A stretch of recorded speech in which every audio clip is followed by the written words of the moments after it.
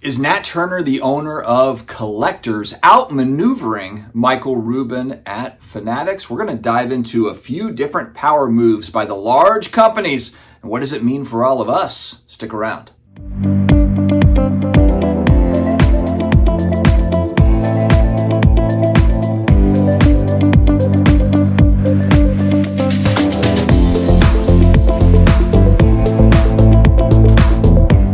What's going on, sports card hobby family? It's Friday, TGIF. Man, I missed the shows right after school. Family Matters, Are You Afraid of the Dark? I think Saved by the Bell might have been wrapped in there too. Anyway, little nostalgic flashback, Fridays after school. I remember Are You Afraid of the Dark was a key one there. I appreciate you joining me here for another episode today of the Sports Card Dad. We've got to dig into a couple of housekeeping notes and our shout outs before I dig into this thing. Tomorrow, I'm going to be in Charlotte for Heroes Con. Neo Cards and Comics, Rob is there hunting around for an X-Men #1, so I'm going to go and try to help him spend his money down there in Charlotte. Also this morning, we had a winner from the free newsletter is going to get this orange SlabMag for free. Probably a Joe Burrow card, a Jim Brown card, an Orioles card, something cool is going to color match inside the SlabMag. I will be sending that out early next week. The free newsletter link is down below, and that's just, I'm emailing you once a week, just shooting an email out to you. So make sure to join so you can get on next week's giveaway, which will be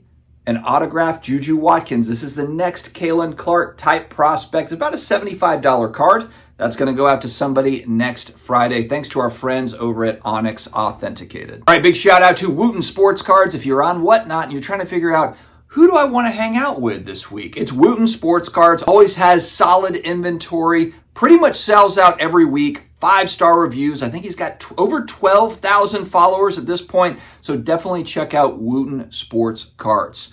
Card Capsule. Did a $25 giveaway going back last week. I had actually a customer reach out to me and said, you know what? This stuff is a lot better than what I've been buying. I'm going with Card Capsules. You want 10% off all the semi-rigids, the top loaders, the cases, all the good stuff. Use Sports Card Dad code at checkout at Card Capsule to get solid supplies for low prices. You've got a collection to sell, but you're not sure exactly where to sell it. JustCollect.com. Head to the website. You can get a free appraisal on your collection. They're fast to respond. They've been doing it for decades. So definitely check out JustCollect.com. Also, if you want to try out VintageBreaks.com, if you are in their YouTube chat and you throw out Sports Card Dad sent me here, for new customers, you get $25 to spend with Vintage Breaks. So check out the Vintage Breaks YouTube channel and go. All right, there has been some big maneuvering here over the last little bit. I'm going to try to break this down into chunks because over the last 30 days, a lot of movement. But one thing that stuck out to me, the one thing that I want to talk about first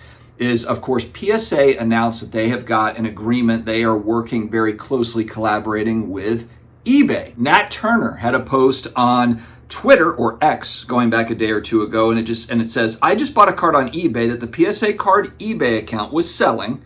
So remember, PSA's got their own eBay account now. So it was in the PSA vault to begin with. At checkout on eBay.com, I elected to have the item transferred to my PSA vault account and paid no shipping or sales tax. Less than 5 minutes later, it was in my vault account. Magic.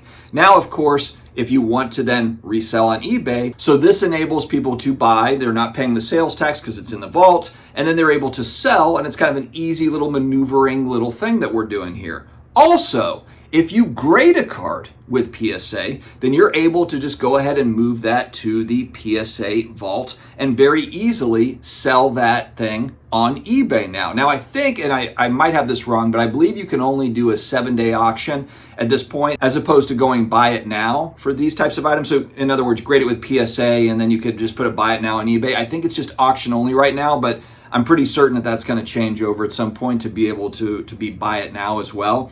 But the whole point here is that eBay, PSA, these are the largest marketplace in trading cards, largest grading company, really working together to hold the supply.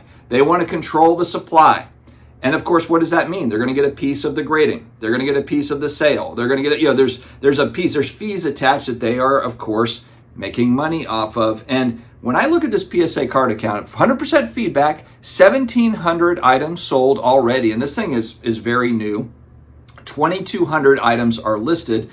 But I have to imagine that PSA's store on eBay is going to dominate eBay as far as listings. Now, I kind of wonder too here, is there some special benefits? Does PSA Card, will they get kind of some added visibility on eBay because they are connected? In other words, when you search for a card, are you more likely to pull up a PSA eBay store card over, over me? Throwing a card up on eBay, I've got the same card up. Will they get a bump up kind of in the same way that if I opt to, pay to promote my listing on eBay, I can add a few bucks in and then I get pushed up that search listing? Will PSA get those benefits as well because they are connected? Those two companies are connected.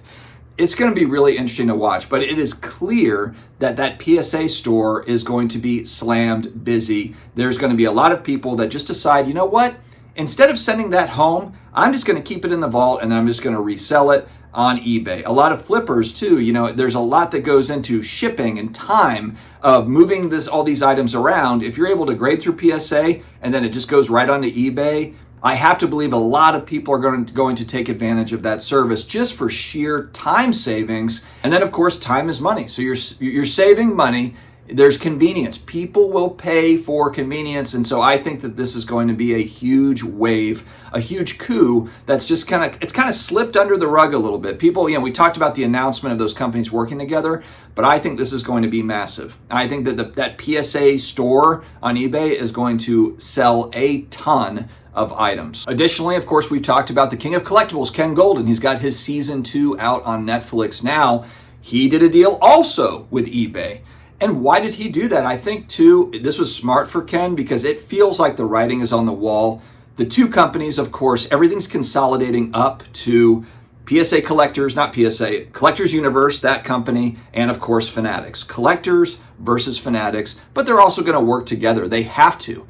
It's just too small of an industry. I think that, speaking of Goldin right there, I think that was smart for Ken because now Ken is going to be going, not only is he up against, all the other big auction houses that are out there, there's a lot of great auction house options out there, but Fanatics Collect was just announced. That's PWCC is now becoming Fanatics Collect.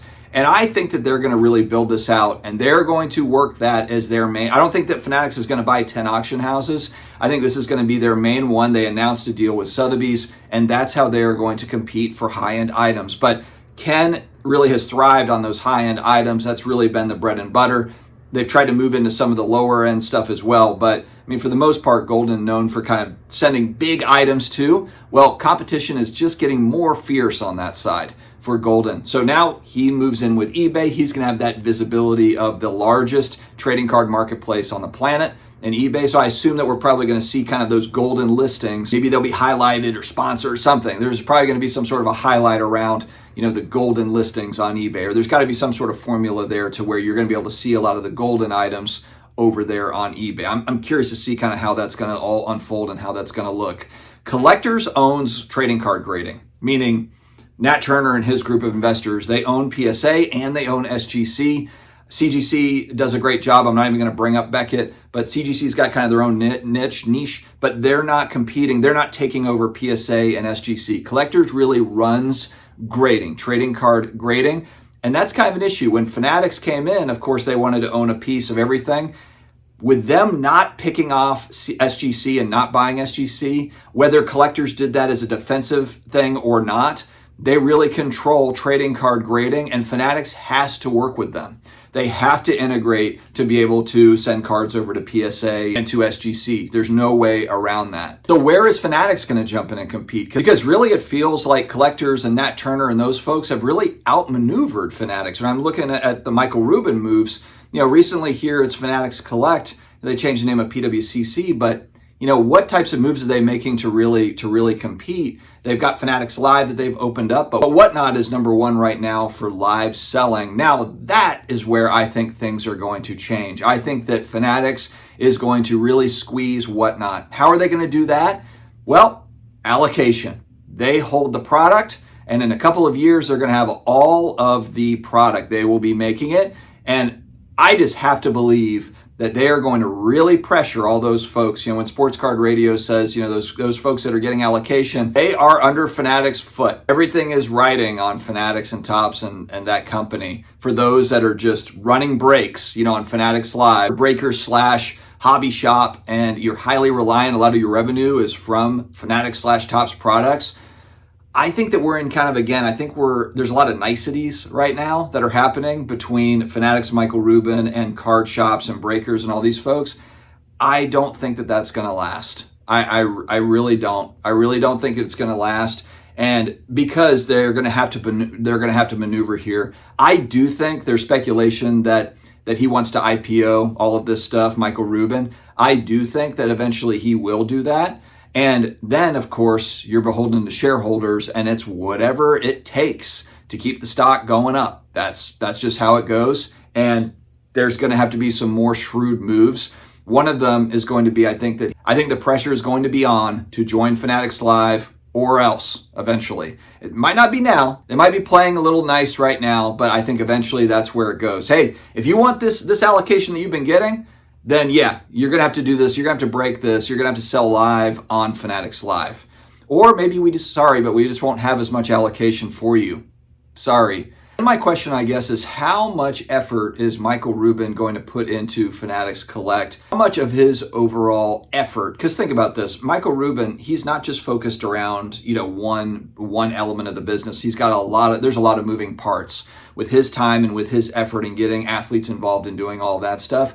How much personal effort is he going to put into making Fanatics Collect the auction site, kind of the secondary market part of Fanatics Collectibles? How much sheer effort is he going to put into that? Or is he going to let that kind of just play out and let kind of the people he's hired, handle that part? Because I really do think that for him to compete against eBay / Goldin / even just PSA on eBay, he's going to really have to make some moves. They're going to have some really nice introductory type deals for people to be able to buy, sell on Fanatics Collect. Because it's kind of like, why would you buy there as opposed to these other places? And I know what some might say, oh, it's just PWCC. People are already buying and selling on PWCC.